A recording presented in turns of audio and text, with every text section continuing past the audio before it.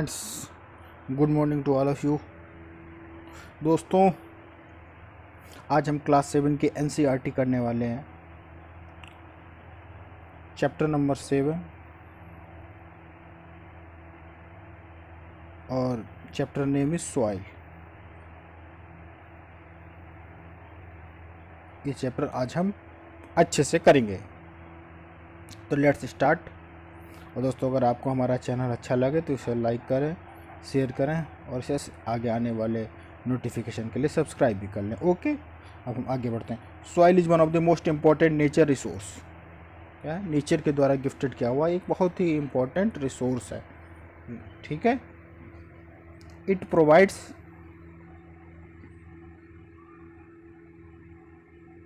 दोस्तों, ये क्लास जो है ये क्लास 7 के स्टूडेंट के लिए भी है, कंपटीशन वालों के लिए भी है, सभी के लिए। ठीक है ना।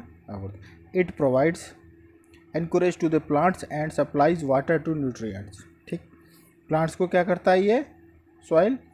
वाटर एंड न्यूट्रिएंट्स प्रोवाइड करता है रूट्स के थ्रू। ठीक, it is the home of many organism. बहुत सारे ऑर्गेनिज्म रहते हैं। Soil is essential for agriculture. Agriculture की तो हम सोच भी नहीं सकते बिना सॉइल के। Agriculture provide food, clothing, shelter for all. Food मिलता है एग्रीकल्चर से, क्लोथिंग और शेल्टर, रहने के लिए घर बनाते हैं इसी पर। Soil is the san inseparable part of our life.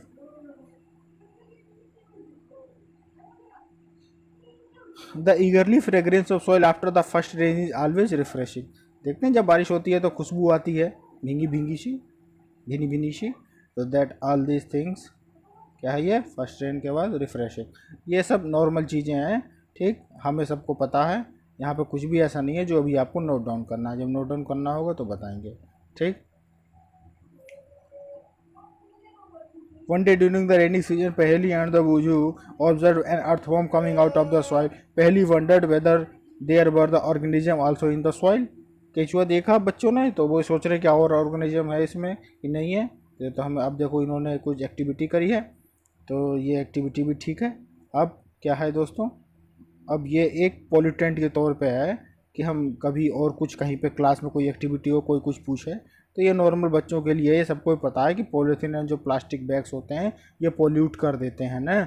They kill organism living in the soil. Soil में जो भी ऑर्गेनिज्म रहते हैं उन्हें ये मार देते हैं। That is wire there is demand of ban of polythene bags and plastic. इसीलिए इन पे बैन की बात चलती है। Other substances which pollute the soil, number of waste product, बहुत सारे वेस्ट प्रोडक्ट है। केमिकल एंड पेस्टिसाइड्स, पेस्टिसाइड कितने होता है? फर्टिलाइजर्स का, कीटनाशक, ये सब केमिकल है ना। The waste product of the chemical should be treated before they are release in the soil. उनको ट्रीट करके वो उनके अंदर जो एक हार्मफुल इफेक्ट है उसे कम करा जा सकता है। तो उसको करने के बाद फिर एक तरीके से उसको हम कर सकते हैं, अर्थ में डंप कर सकते हैं उसके बाद। अब देखें, अगर एक गिलास ले लें और उसमें वाटर रख दें तो अर्थ की सॉइल क्या है? देखो, सबसे ऊपर का जो लेयर होता है ये इम्पोर्टेंट है कंपटीशन वालों के लिए और 7th के लिए भी कि अर्थ की सॉइल किस तरह से बनी होती है। सबसे ऊपर जो पार्ट है इसमें ह्यूम्स है, ये सबसे फर्टाइल होता है। इसके नीचे क्या है दोस्तों? ये वाटर, अर्थ के नीचे। फिर क्या है? क्ले। फिर इसके नीचे फिर हो जाता है सैंड, फिर हो जाता है ग्रेवल। ठीक, आगे बढ़ते हैं।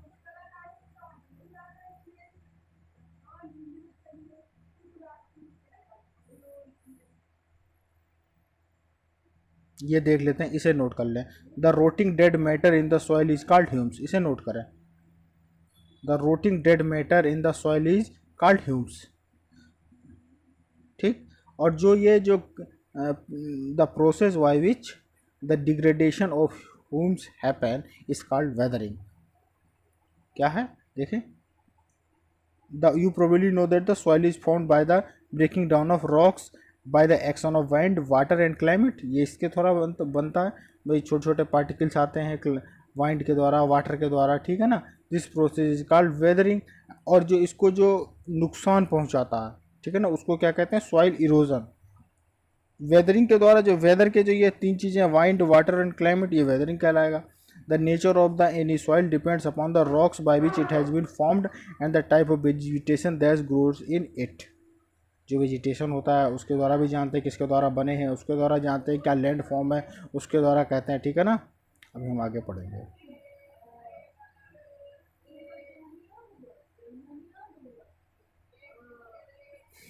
ये सब बताया गया है कि कैसे कैसे सॉइल का है ना।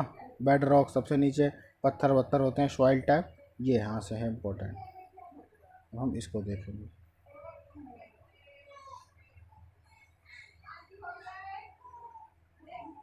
Weathering of rocks produces small particle of various material. These include sand and clay. Relative amount of sand and clay depend upon the rocks by which the particle were formed. That is the parent rock. The mixture of rock particles and the humus is called soil. The mixture of rock particle and the humus is called soil. Rock particle और Hume, इसके इन दोनों के बिना हमारा soil नहीं बन सकता। तो हम ये कहीं लिख सकते हैं, कहीं पर साइड में कहीं पर लिख के याद कर सकते हैं, soil equal to rock particle plus humus. ये हम लिख के नोट डाउन कर ले भाई। अब सॉइल कैसे कैसे सॉइल है इसको भी इसके नीचे लिखेंगे, ठीक है ना।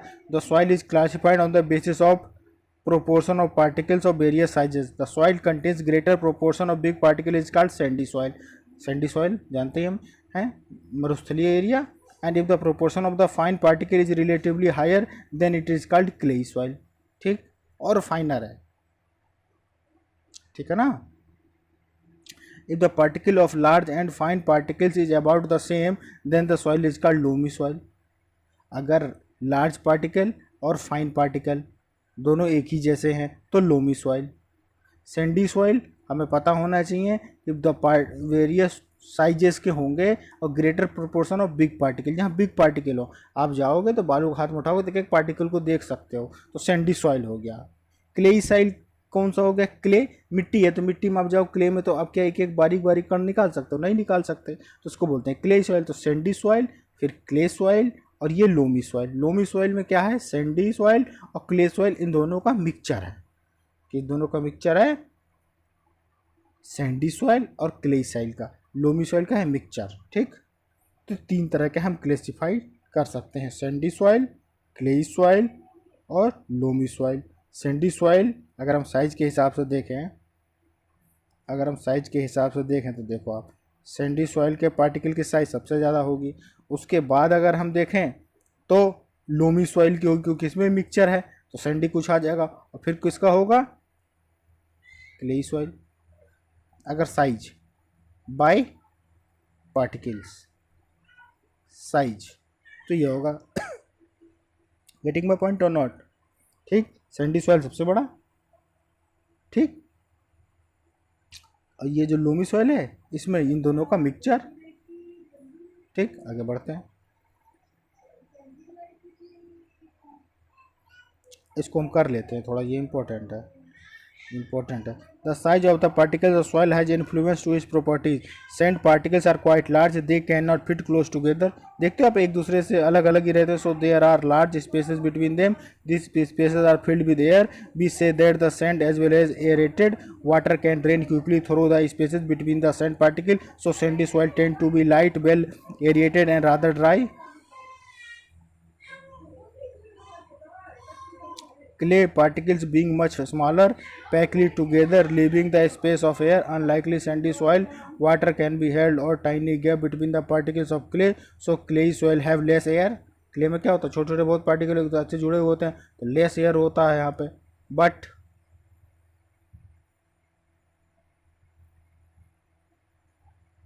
दे are heavy as they hold more water, water ज़्यादा होल्ड करते हैं वो, hold more water than the sandy soils. The best topsoil of growing plants is loam. Loamy soil is a mixture of sand, clay and another type of soil particle known as silt.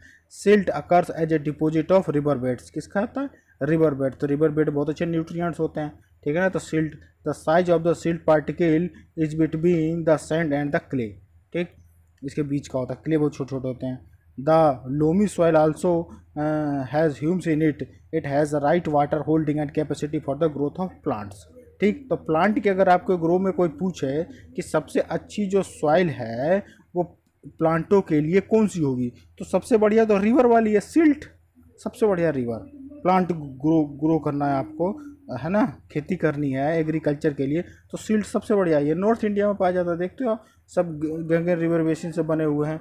इसके बाद जो है दूसरे तरह का जो soil है, जो मैंने बताया था कि जिसमें दोनों तरह के मिक्सचर होते हैं, क्ले का भी और जो हाई पार्टिकल्स होते हैं, मीन्स जो डिज़र्ट में देखते हो आप कि भाई ये जो टाइप है ये किस तरह का है, किस तरह का है। देखो लोमी सॉइल बेस्ट है, और अगर आप इस तरह के में चलोगे सैंडी सॉइल में, तो सैंडी सॉइल में कुछ भी नहीं हो पाएगा, क्योंकि सैंडी सॉइल में जो वाटर है वो रुकता नहीं है, ठीक है ना, कटीले पेड़ होते हैं, झाड़ होते हैं, इस तरह की चीज़ें हो जाती हैं। सिल्ट बेस्ट है एग्रीकल्चर के लिए। ये एक्टिविटी हो गया, है ना, ये सब एक्टिविटीज़ है। प्रॉपर्टीज़ ऑफ सॉइल, अब देखो प्रॉपर्टीज़ कौन सी, देख तो सबसे ज़्यादा क्या है कि वाटर रुकेगा किस में, जिसमें वाटर रुकेगा वो आपको अच्छा हो जाएगा, है? जिसमें वाटर रुकेगा उसमें अच्छा हो जाएगा। Percolation rate of water in the soil, तो जिसकी परकोलेशन टेंडेंसी सबसे कम होगी वो उतना ही ठीक वाटर होगा, क्योंकि वो जो ट्रीज़ हैं उनके रूट्स में वाटर को एब्जॉर्व करने का टाइम मिलेगा। ठीक है, तो ये मैंने आपको पूरी बात बता दी। परकोलेशन रेट ऑफ वाटर ये प्रॉपर्टीज़ होती है ना, the amount of water, percolate time. ठीक, मॉइस्चर इन सॉइल, सॉइल में जहाँ मॉइस्चर होगा वहाँ भी वेजिटेशन एक्टिविटी अच्छी होगी। ठीक, सॉइल एंड क्रॉप्स, तो जैसे जैसे डिफरेंट टाइप ऑफ सॉइल है तो डिफरेंट टाइप ऑफ क्रॉप्स भी हो जाएंगे। Different type of soil are found to be different parts of India. In some part there are clay soil and some part there are loamy soil, while some part there part of the sandy soil. Soil is affected by wind, rainfall, temperature, light and humidity. These are the some important climatic factors which are the soil profile and bring changes in the soil structures. ठीक, structure में change लाते हैं। अलग अलग climate के द्वारा अलग अलग vegetation होता है, अलग अलग क्रॉप्स अलग अलग टाइम पे उगाए जाते हैं। That determine the various type of vegetation crops might grow and in any region. Soil erosion, soil erosion this why because the removal of land surface by water, wind and known as erosion. ये लाते भी हैं, ये form भी करते हैं, weathering. जब वो ला के बनाते हैं तो वेदरिंग है, और जब यही चीज़ें इनको हटा देते हैं तो क्या हो जाता है, ये इरोजन।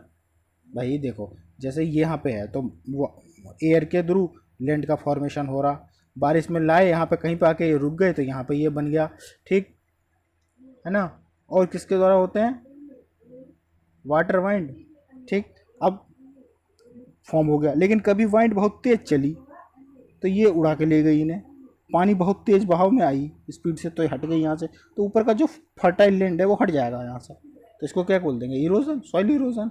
और इसका क्या है सबसे बढ़िया, plants in the absence of the plant soil become loose हो जाएंगे तो जल्दी हवा उड़ा ले जाएंगे, so it can be moved wind along the water. Erosion of the soil is more severe in air little और नो सरफेस वेजिटेशन, कुछ वेजिटेशन है नहीं सरफेस पे। देखो जहाँ पे कहीं घास उगे हुए हो या पेड़ पौधे हो या कोई और चीज़ हो तो वहाँ पे क्या होगा, सॉइल इरोजन की टेंडेंसी क्या होती है, बहुत लेस हो जाती है फ्रेंड्स।